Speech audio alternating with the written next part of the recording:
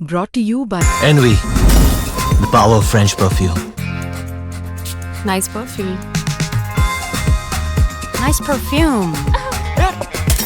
Envy, the power of French perfume. अच्छा, तीसरा दिन जो लॉर्ड्स टेस्ट का था वो हर कोई ऐसा सोच रहा था कि आगे क्यों नहीं बढ़ रहा। हालांकि टेस्ट मैच जो है वो एक सेशन होता है, दूसरा सेशन होता है, तीसरा सेशन होता है, बट हर कोई ये सोच रहा है टेस्ट मैच ऐसा लग रहा है कि आगे नहीं बढ़ रहा है, आगे नहीं बढ़ रहा है। बट अंटिल जब इंडिया ऑल आउट हो जाती है 387 रन पे, ये वही एग्जैक्टली वही स्कोर है जो इंग्लैंड ने भी बनाया था। यानी इंग्लैंड ने पहली बार ही बनाए 387 रन और इंडिया ने जवाब में बनाए एग्जैक्टली 387 रन। बट ये जो पूरा टेस्ट मैच अगर एटलीस्ट थर्ड डे जो है अगर कोई सोया हुआ था तो वो जाग गया आखिरी ओवर में। यानी वो last over of the day जब इंग्लैंड बैटिंग करने आया। आइडियली 6 मिनट थे, 2 ओवर हो सकते थे और हर कोई ये एक्सपेक्ट कर रहा था कि 2 ओवर होंगे ही होंगे। बट होता ये है कि ठीक तीसरी बॉल से पहले जैक क्रॉली जो थोड़ा सा ना उनकी फॉर्म डाइसी चल रही है, वो बुमराह की गेंद पे हट जाते हैं लास्ट मोमेंट पे। ये बात ऑफ कोर्स टीम को, शुभमन गिल द कैप्टन जो इस इंडियन टीम की कप्तानी कर रहे हैं, उनको पसंद नहीं आती है, बुमराह को भी नहीं पसंद आती है। वो एक स्माइल पास कर देते हैं बुमराह को, बट नॉट शुभमन गिल। शुभमन गिल आते हैं वहाँ पे he uses the F word also, और उनको उनका गुस्सा जो है वो साफ तौर पर दिख रहा था और टेम्पर्स जो हम कहते हैं ना वो अब बढ़ गए थे। इस टेस्ट मैच में मसाला आ गया था, मसाला मतलब झगड़े वाला मसाला आ चुका था।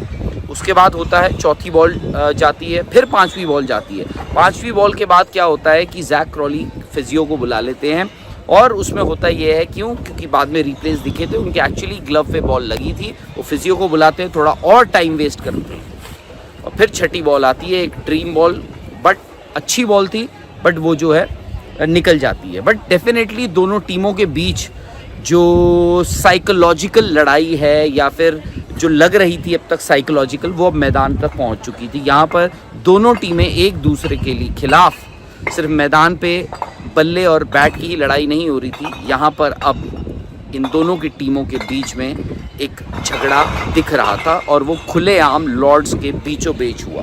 बट किसने क्या कहा? टिम साउदी जो एक कंसल्टेंट के तौर पर, farmer New Zealand pacer, England team में जो हैं वो एक कंसल्टेंट के तौर पर हैं और वो आते हैं पहले प्रेस कॉन्फ्रेंस में, उसके बाद केएल राहुल आते हैं। दोनों की भाषा में ज़मीन और आसमान का फ़र्क था। टिम साउदी से पूछा कि यार ये क्या था, व्हाट इज़ दिस, ये जो tempers flared up towards the end of the match, last एक ओवर था, ये था वो था।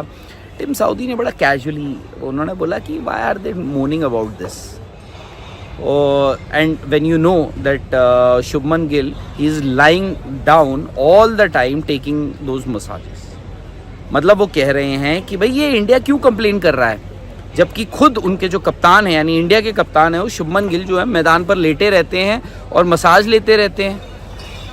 आई थिंक ये काफ़ी एक कड़ा जवाब था उनकी तरफ से।